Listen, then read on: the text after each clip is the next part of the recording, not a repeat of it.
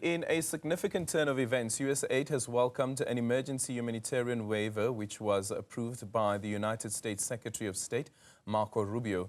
USAID says that the waiver will allow people to continue accessing HIV treatment funded by the U.S. across 55 countries worldwide.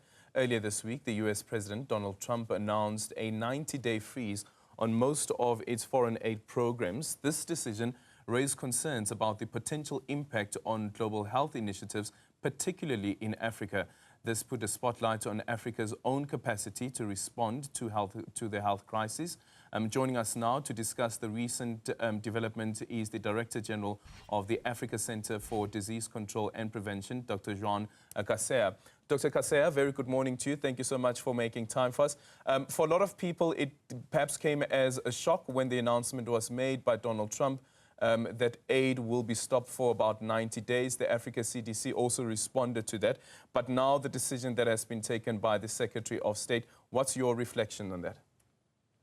Let me first recognize that the U.S. is the main partner that we have in the health sector in Africa. Out of $8 billion that the U.S. provided to Africa in 2023, 73% of this money went to the health sector. And we have also other programs supporting directly or indirectly through multilateral organizations, the health sector in Africa. Then when I was informed about this decision, Africa CDC reacted, but on more positive way. I even have an interview with CNN the morning of the 28th to explain why this decision not only will affect Africa, but will also affect the U.S. Because in Africa, we'll have more than 2 to 4 million additional deaths per year. We'll have 39 million people that will follow into poverty, and we'll have loss of billions of dollars in our economy. That will push Africans to migrate to the U.S. And also with the risk of pandemics that are becoming more and more bigger. With this call to the U.S. officials, I had some meetings with some of them, and the afternoon and the evening of the 28th, I was glad to be informed that there was a waiver given to Africa, and the word I can say, for life-saving humanitarian assistance. It means exactly what I was requesting. If we can have a kind of exemption for the life-saving humanitarian assistance, including HIV. Yep. Today, I have to say that Africa CDC did the work that our communities and leaders, they want us to do. Yeah, so when we look at the continent, especially with the countries that are not able to provide all of the life-saving drugs as well as the treatment, which countries were at a much higher risk? I know that with South Africa, we have a 17% of our AIDS HIV program, which amounts around 46 billion rand, the minister explained, coming from PEPFAR. But we understand that other countries on the continent, their portion of what comes from PEPFAR in terms of treatment as well as making available the drugs is much higher than the 17% that South Africa speaks of. Yes, let us share with our South African people that you are lucky that your government can provide the huge amount of money from the national budget for the HIV treatment. But for all other African countries, and please let me not name countries, but for most of the African countries, they rely almost at 90% on the funding coming from PEPFAR, Global Fund, and other partners.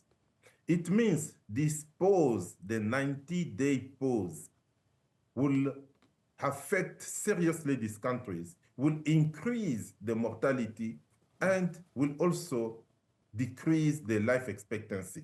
It means having this pause could change the face of Africa for the next 2, 3, 4 years we are talking about.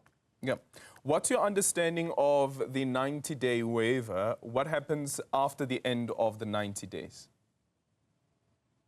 I already offered my availability to fly to the US and have a candid conversation based on the mutual interest between Africa and the US on the way we need to drive the foreign assistance.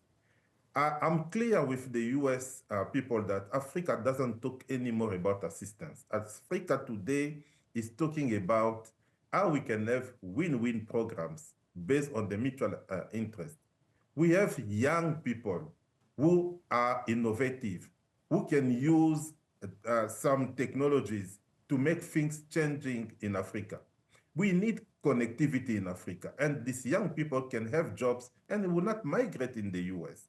We need strong health systems to see that we get information timely to prevent outbreaks in other parts of the world. I think this is what we are discussing, and I'm sure that after the AU Assembly, I will be able to fly to the US and to discuss with them on the program that we have for Africa. Yeah, because the point that is being raised by experts as well is this is just another call to African states around how do we ensure that the continent and the countries on the continent are resilient, have their own capacity, like the debate was held during the height of COVID-19 as well, and the so-called, as the president of South Africa called it at the time, the apartheid inoculation that was taking place at the time, that the Western countries had all of the inoculation that was required, but Africa was suffering. And we spoke about capacitating the continent, and yet again, this conversation comes back again. Yes, last week I was in Davos in Switzerland to attend the World Economic Forum. I had the opportunity to brief African head of state who were attending also this forum. And I had a great meeting with President Ramaphosa, who's also not only the president of South Africa, but he is the champion, the African champion for pandemic preparedness, prevention, and response. In his capacity as African champion, he decided to take a strong action. It's time for Africa to wake up. Africa CDC we have 90% of budget coming from external resources. This is not sustainable. And President Ramaphosa decided to take further action to talk with other head of state to see what will be done to give more domestic resources to the African health system and African health organizations. I also know that there is an initiative from President Kagame to have a high-level meeting on domestic financing on the 14th of February in Addis Ababa with other head of state to discuss the same topic. I think this, not only the US, but I can tell you other countries, Western countries, are cutting their budget. You saw the official announcement from Switzerland yesterday, reducing by 110 million francs Swiss, the support to foreign assistance. We have other countries. I think it's a time for Africa to wake up and to say, we need to provide more funding to our health system and not to depend only on external resources. Yeah, and sometimes what happens internally as well also has an impact on our health system's ability to respond to some of the crises. And here, speaking specifically about what's happening in the DRC, the WHO warning that the displacement of people in the DRC created ideal conditions for the spread of many endemic diseases. What's the Africa CDC's assessment of what's currently happening in the DRC and the impact that that could have on these endemic diseases? I made it public that Goma is the capital of North Kivu, where we have 3 million people living, including 1 million displaced individuals. And these people are living in an area of about 75 square kilometers. It means the population density is 39,620 people per square kilometer. It's the highest one in the world. This area, we lack health infrastructures, some of them because are destroyed. We lack access to basic services like water, sanitation, hygiene, and we don't even have connectivity today in Goma.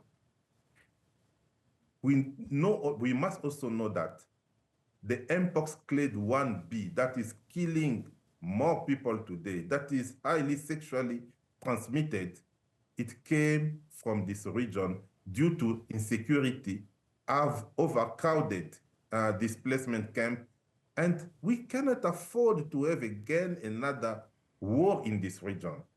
I call upon all leaders, African leaders. I know there are ongoing efforts to stop this war.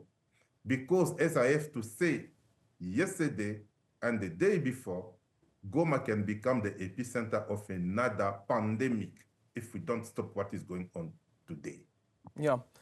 And with the ongoing clashes, the ability of the hospitals to take care of the casualties, is that a concern for the Africa CDC?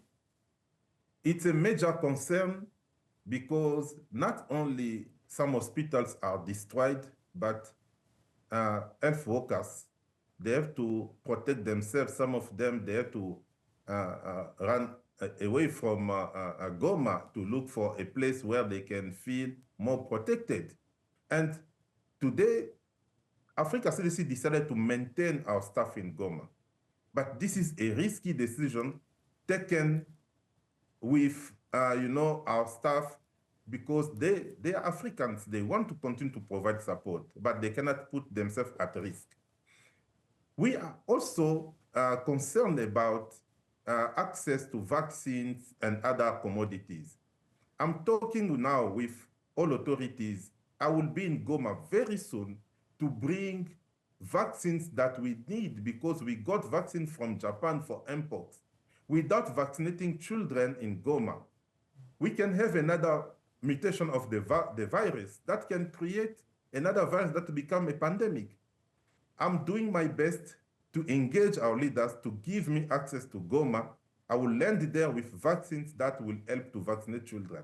But we need security to conduct these activities. Why are you making that plea? Has it been difficult for you to access Goma?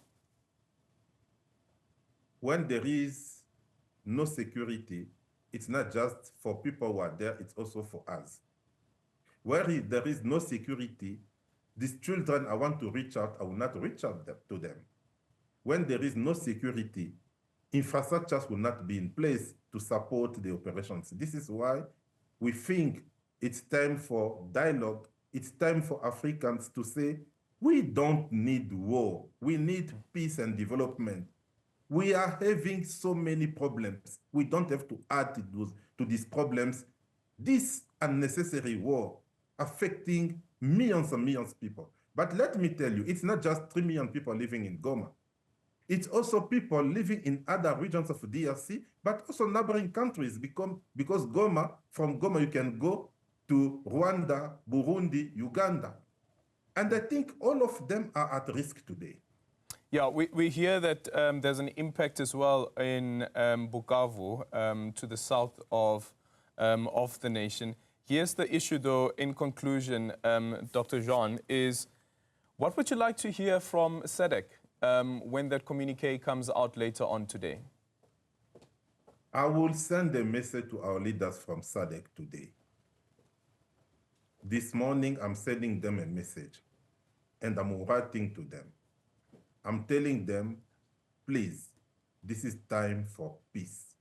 This is time for you to stop this war. You have all tools in your hands to bring people together and to stop this war. If we don't stop this war, it's not guns that will kill people. It will be diseases, outbreaks that will kill all of us. No one will be protected if we have a bad disease starting from Goma. And this will be my message to African leaders meeting in Zimbabwe today to discuss the issue in Goma. Thank you so much for your time. Dr. Jean Kaseya, who is the Africa CDC Director General there, speaking to us on the decision by the U.S. administration to hold funding for HIV/AIDS, and then the waiver that was introduced by the Secretary of State, and also the situation in the DRC. The report from the WHO is that these facilities in Goma as well as Bukavu are overwhelmed with over 2,000 injuries reported since the beginning of January, including many from gunshot wounds, and the hospitals lacking adequate medical supplies, fuel and staff to manage the growing influx of patients.